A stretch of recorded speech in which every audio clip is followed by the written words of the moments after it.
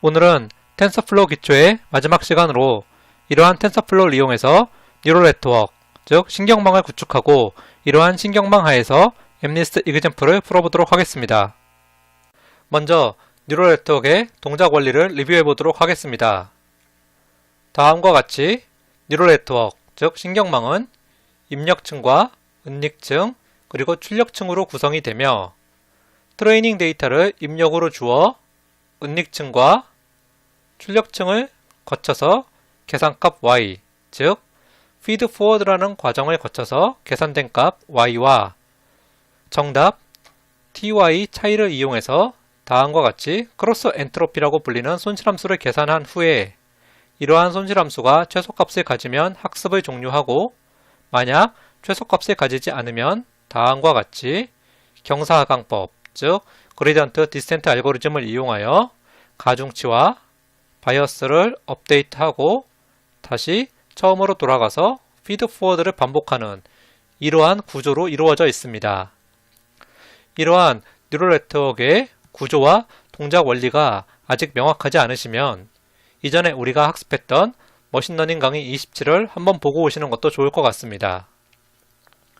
네, 이처럼 입력층과 은닉층, 출력층으로 구성이 되고 은닉층과 출력층에서의 결과값을 나타내기 위해서 시그모이드를 써도 되지만 텐서플로우를 이용해서 프로그래밍을 하실 때는 다음과 같이 은닉층에서의 결과값을 계산하기 위해서 시그모이드 대신에 렐루라는 액티베이션 펑션을 쓰고 출력층에서 최종 계산값을 나타내는 시그모이드 대신에 소프트맥스라는 확률 분포를 나타내는 이러한 구조를 좀 더 선호하고 있습니다.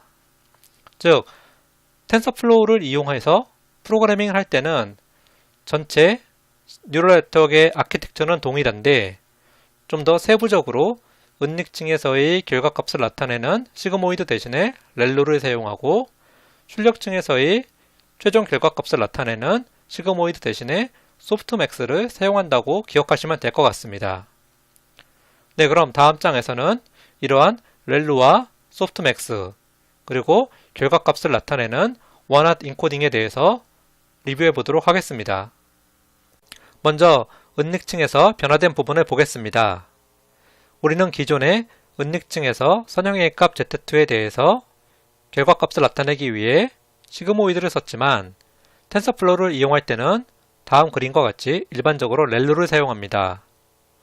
이러한 시그모이드와 렐루의 차이점을 좀 더 알아보면 시그모이드는 다음 그림에서 보시는 것처럼 모든 입력에 대해서 결과값을 0과 1 사이의 값으로 출력해 주는 반면에 렐루는 다음의 식으로 표시되는 것처럼 0보다 작은 입력값이 들어오면 0으로 출력을 내보내고 0보다 큰 입력값에 대해서는 입력값을 그대로 내보내준다는 특징이 있습니다. 이러한 시그모이드와 렐루는 이전에 우리가 학습했던 머신러닝 강의 19에서 액티베이션 펑션의 일종이라고 말씀드렸고 렐루가 시그모이드에 비해서 많이 사용되는 이유는 매니싱 그레디언트, 즉 경사도가 사라지는 문제를 완화시킬 수 있기 때문입니다. 네, 그럼 다음은 출력층에서의 변화 부분을 보도록 하겠습니다. 기존의 신경망에서 출력층은 출력층의 선형의 값 Z3에 대해서 결과값을 나타내기 위해 시그모이드를 사용했지만 텐서플로우를 이용할 때는 성능 개선을 위해서 다음과 같이 소프트맥스를 선형의 값에 적용하고 있습니다. 앞에서도 말씀드린 것처럼 시그모이드의 출력값은 0과 1 사이의 범위이지만 소프트맥스의 출력값은 다음의 식으로 표시되는 확률 분포식을 가지고 있습니다. 즉, 분모는 선형의 값 각각의 모든 값들을 다 더한 것에 대해서 각 선형의 값이 얼마나 차지하고 있는지, 즉 확률에 나타난다고 볼 수 있습니다. 좀 더 자세히 소프트맥스의 확률 분포를 알아보기 위해 다음과 같은 예제를 통해서 소프트맥스를 알아보도록 하겠습니다. 현재 선형회귀 값은 정답 5를 예측하고 있는데 원핫 인코딩에 의해서 다음과 같이 10개의 값으로 분포되어 나타내고 있습니다. 이렇게 원핫 인코딩으로 표현된 선형A 값을 소프트맥스를 통해서 다음 식으로 계산하면 다음에 이러한 0과 1 사이의 값을 가지는 총 10개의 원핫 인코딩 방식으로 데이터가 나타난다는 것을 알 수 있습니다. 여기서 소프트맥스 함수 출력은 0과 1 사이 값이며 다음의 값 모두를 더하면 1이 된다는 것을 알 수 있는데 이렇게 모든 값을 다 더해서 1이 나온다는 것은 확률을 나타낸다고 볼 수 있습니다. 즉, 출력 총합이 1이라는 것은 각각의 이러한 값들이 정답을 나타내는 확률이라고 볼 수 있습니다. 그래서 다음의 예에서 보시면 원래 선형의 값은 정답 5를 예측했었고 원핫 인코딩에 의해서 5의 인덱스 값인 인덱스 5의 값인 2.1이 가장 컸는데 소프트맥스를 통해서 보시면 인덱스 5의 값이 0.26, 즉 26%의 확률로 가장 높기 때문에 원핫 인코딩에 의해서 역시 소프트맥스도 정답을 5로 예측하고 있다는 것을 알 수 있습니다. 즉 정답 5를 나타낼 확률이 26%고 정답이 0일 확률은 약 3%, 정답이 9일 확률은 약 4%. 이렇게 소프트맥스는 각각의 인덱스에 들어가는 값이 정답을 나타내는 확률이라고 볼 수 있습니다. 네, 그럼 지금까지 렐로, 소프트맥스, 그다음에 원핫 인코딩에 대해서 알아보았고 다음 장에서는 실제 텐서플로우를 이용해서 노드와 연산을 정의하고 연산을 실행해 보도록 하겠습니다. 먼저 트레이닝 데이터, 즉 MNIST 데이터를 가져와서 입력 데이터와 정답 데이터로 분리하는 부분을 보도록 하겠습니다. 텐서플로우에서는 MNIST 데이터를 가져오기 위해 보시는 것처럼 input 데이터라는 라이브러리를 임포트한 후에 read 데이터셋을 통해서 객체 형태인 MNIST라는 객체로 받아오고 입력 데이터와 정답 데이터는 read 데이터셋의 첫 번째 파라미터로 주어지는 디렉토리에 저장이 되는데 두 번째 파라미터인 원핫은 true라는 옵션을 통해서 정답 데이터는 원핫 인코딩 방식으로 다음의 디렉토리에 저장이 되어 있습니다.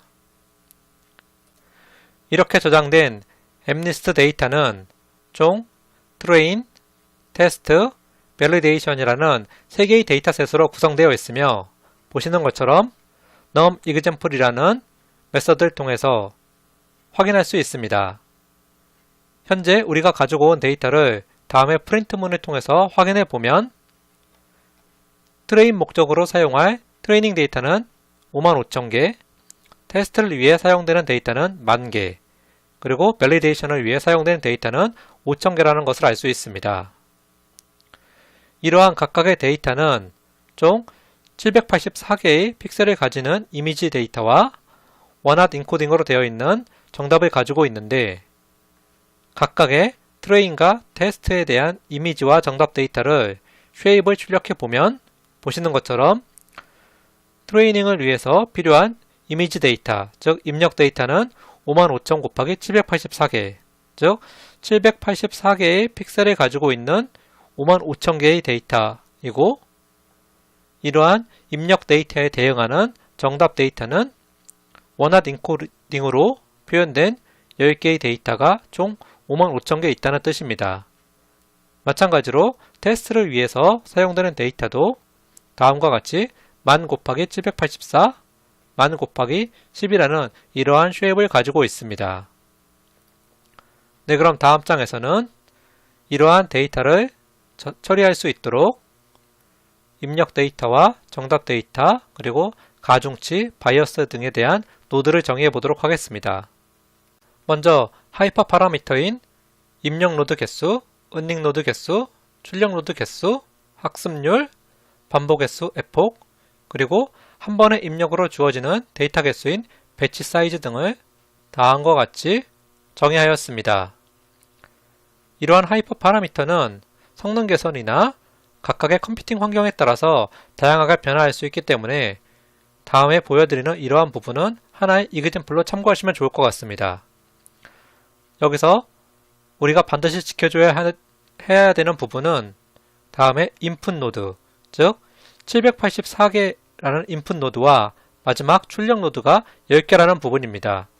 이러한 이유는 입력 데이터가 784개의 픽셀로 이루어져 있고 출력 값, 즉 정답은 원핫 인코딩에 의해서 총 10개의 부분을 나타내고 있기 때문에 인풋 노드는 784개, 출력 노드는 10개로 정의하였고 히든 노드는 임의대로 100개로 정의하였습니다. 이렇게 하이퍼 파라미터를 정의하였다면 다음은 실제 입력과 정답을 나타내는 플레이스 홀더 노드와 가중치와 바이어스 등을 나타내는 베리어블 노드를 정의하여야 되는데 다음과 같이 x와 t 그리고 w2, b2, w3, b3를 정의하였습니다.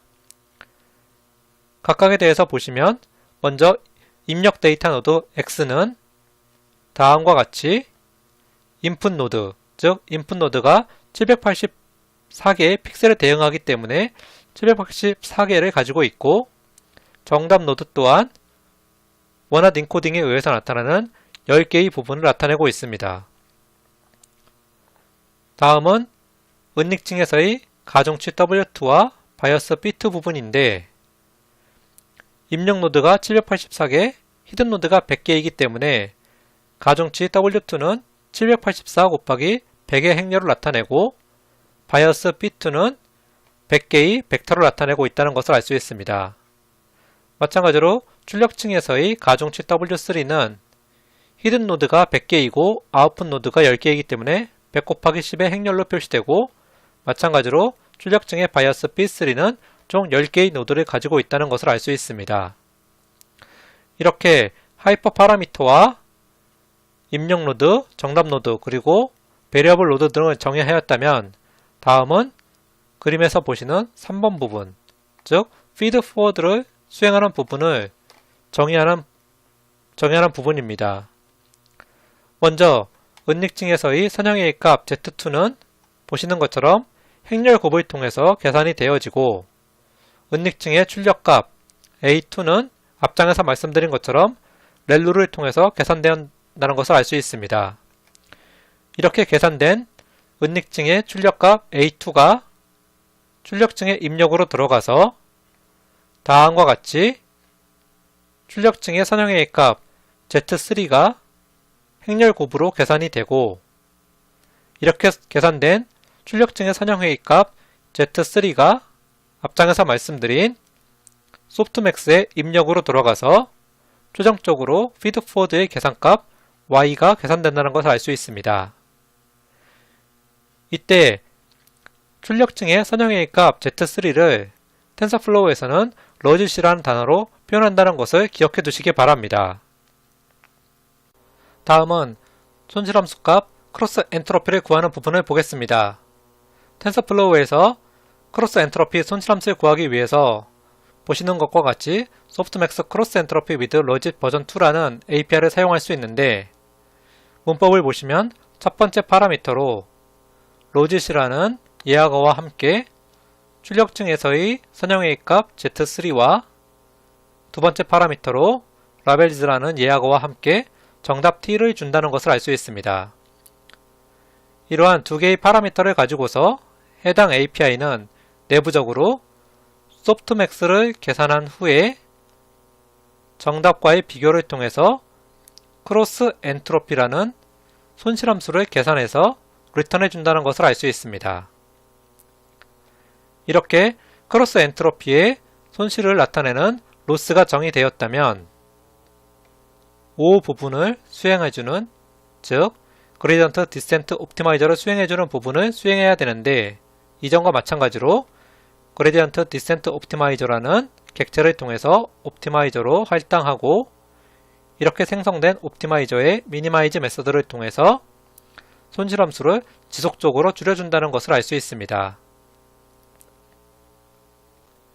이러한 옵티마이저를 통해서 손실함수가 최소값을 가지면 학습을 종료한 후에 정확도를 측정해야 되는데 다음에 보시는 것처럼 정확도를 측정하는 코드를 나타낼 수 있습니다. 정확도를 측정하기 위해서는 먼저 소프트맥스에서 출력된 계산값 A3 즉 우리 시스템이 예측한 A3의 값을 이용하고 정답과의 비교를 통해서 얼마나 정확한지 예측할 수 있습니다. 그런데 코드에서 보시면 argmax 부분을 사용하고 두 번째 파라미터로 1을 주었는데 우리가 이전에 수업한 머신러닝 강의 8에서 numpy 부분을 보시면 argmax의 두 번째 파라미터로 1을 주면 행렬을 행 단위로 비교한다는 것을 알 수 있습니다. 즉 우리 예에서는 원핫 인코딩에 의해서 출력증의 계산값 A3와 입력으로 주어지는 정답 T는 배치 사이즈, 즉 배치 사이즈가 100개이기 때문에 100 곱하기 10의 행렬입니다. 이러한 100 곱하기 10의 행렬이 argmax에 주어지기 때문에 argmax의 두 번째 인자 1에 따라서 행 단위로, 즉 100개의 각각의 데이터에 대해서 A3와 T를 비교한다는 것을 알 수 있습니다. 이렇게 한 번에 100개의 데이터에 대해서 비교하고 그 비교된 결과를 true나 false로 가지고 있는 predict val를 통해서 이전과 마찬가지로 tcast에 인자로 넣어주면 true면 1로 바뀌고 false면 0으로 바뀌기 때문에 그러한 모든 것의 평균을 내어 정확도를 계산한다는 것을 알 수 있습니다. 네, 그럼 다음 장에서는 지금까지 정의한 노드와 하이퍼 파라미터들을 통해서 실제 세션을 만들고 연산을 수행해 보도록 하겠습니다. 먼저 read 구문을 통해서 텐서플로우의 세션을 만들고 변수 노드를 초기화해 주는 것은 이전과 동일합니다. 다음은 총 반복 횟수를 지정하였는데 우리는 ffor로 100번을 지정하였고 토탈 배치, 즉 한 번에 들어가는 데이터는 100개인데 이렇게 100개의 데이터를 총 몇 번 수행할 것이냐는 다음의 코드로 나타낼 수 있습니다. 트레인 데이터의 전체 데이터 수가 55,000개이고 한 번에 들어가는 데이터가 100개이기 때문에 우리는 총 550번을 수행한다는 것을 알 수 있습니다. 즉 550번에 대해서 한 번에 100개씩 데이터를 넣어준다는 것을 알 수 있습니다. 그런 상태에서 다음의 코드를 보시면 100개의 데이터를 임의로 뽑아서 입력 데이터와 정답 데이터에 배치한 후에 feeddig을 통해서 로스와 트레인 연산을 수행한다는 것을 알 수 있습니다. 이때 로스, 즉 손실함수에 의해서 계산된 값은 lossVary라는 변수에 저장이 되어 100번마다 출력시켜 보았습니다. 이렇게 출력을 시켜보면 손실함수가 지속적으로 작아진다는 것을 볼 수 있는데 처음에 98.7부터 시작하여 최종적으로 0.08까지 감소된다는 것을 볼 수 있습니다. 이렇게 손실함수가 감소되었기 때문에 우리는 액큐러시를 확인하기 위해 테스트로 주어진 10,000개의 데이터와 정답을 이용하여 feeddig을 통해 액큐러시 연산을 수행한다는 것을 알 수 있습니다. 이렇게 액큐러시를 수행해서 그 액큐러시의 값을 accuracyVary라는 변수에 저장하고 출력해 보면 보시는 것처럼 약 95.54%의 정확도를 갖는다는 것을 알 수 있습니다. 즉 우리의 신경망은 약 95.54%로 MNIST 데이터를 인식한다는 것을 알 수 있습니다. 이러한 MNIST와 같은 이미지 데이터에 대해서 인식 정확도를 99% 이상 거의 100%에 가깝게 높이기 위해서는 우리는 신경망 아키텍처를 기존과 같이 입력층, 은닉층, 출력층으로 많이 나타내는 것이 아니라 CNN이라고 불리는 이러한 아키텍처로 전환하는 것이 필요합니다. 그래서 다음 시간에는 CNN, 즉 컨볼루셔널 뉴럴 네트워크에 대해서 개념과 동작 원리, 그리고 이를 이용해서 이미지를 어떻게 인식할 수 있는지 알아보도록 하겠습니다. 네, 그럼 모두 수고하셨습니다.